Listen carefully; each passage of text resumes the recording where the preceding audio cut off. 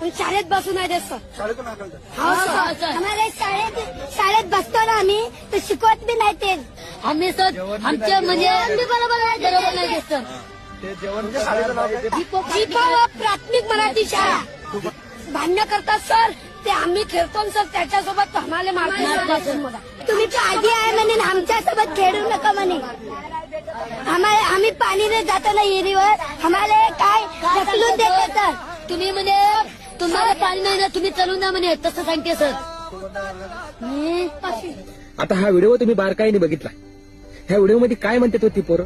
आम्हाला जवळ बसू दिलं जात नाही, आम्हाला पाण्याला गेल्यानंतर ढकललं जातं.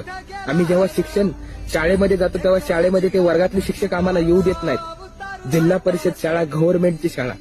अरे त्या शिक्षकाला तर मी म्हणतो त्या शिक्षकाला पगार सरकार देतं ना, मग तुम्ही सर्वांना समान शिकवायचं असतं. डॉक्टर बाबासाहेब आंबेडकरांनी सांगितलेलं आहे की शिक्षणाच्या बाबतीत उच्च निस्ता झाली नाही पाहिजे. पण ह्या व्हिडिओमध्ये तुम्ही बघितलं काय झालंय? त्या मुलांना पाण्याला जाऊ दिलं जात नाही, त्यांच्या म्हणजे तिथल्या लोकांना पाणी आणू दिलं जात नाही, शाळेत बसू दिलं जात नाही, जिल्हा परिषदच्या शाळेमध्ये शिक्षक प्रवेश देत नाहीत, जरी बसले तरी पोरं खेळू देत नाहीत कडनी. असं का?